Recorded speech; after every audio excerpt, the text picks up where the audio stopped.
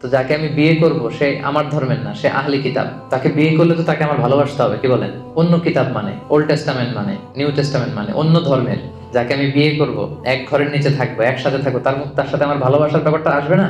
তো তাহলে দেখেন যে স্বাভাবিক ভালোবাসা যদি অবৈধ হতো, তাহলে আহলি কিতাবদের যে নারীদের সাথে মুসলিম পুরুষদের বিয়ের বৈধতা উইথ সার্টেন কন্ডিশন, এটা কিন্তু হতো না। এক্ষেত্রে অনেক কন্ডিশন আছে, প্রাইমারি 3টা কন্ডিশন আয়াত থেকেই বোঝা যায়। এক হচ্ছে তারা সচ্চরিত্রা নারী হতে হবে, মানে তারা ভার্জিন হতে হবে, তাদের চরিত্র তারা নষ্ট করে ফেলেছে এরকম ইহুদি খ্রিস্টান নারীকে মুসলিম পুরুষ বিয়ে করতে পারবে না। প্রকৃত আহলে কিতাব হতে হবে, মানে কিতাবের প্রতি বিশ্বাস থাকতে হবে। আয়াত থেকে যেটা বোঝা যায়, তাদের যে প্রকৃত অরিজিনাল বুক, যেখানে মুসা আলাইহিস সালামের কথা সংরক্ষিত আছে, ঈসা আলাইহিস সালামের কথা, এটা তাদেরকে মানতে হবে। তারপরে হচ্ছে মুসলিম দেশে হতে হবে এই বিয়েটা, তাদের সাথে শিরকের অ্যাটাচমেন্ট থাকতে পারবে না। সেইভাবে অনেক অনেক কন্ডিশন। এই প্রসঙ্গটা আনার উদ্দেশ্য এটাই যে সহজাত ভালোবাসা যদি বৈধ না হতো, মুমিন নারী ছাড়া আহলে কিতাবদের নারীদেরকে বিয়ে করা আমাদের জন্য বৈধ হতো না।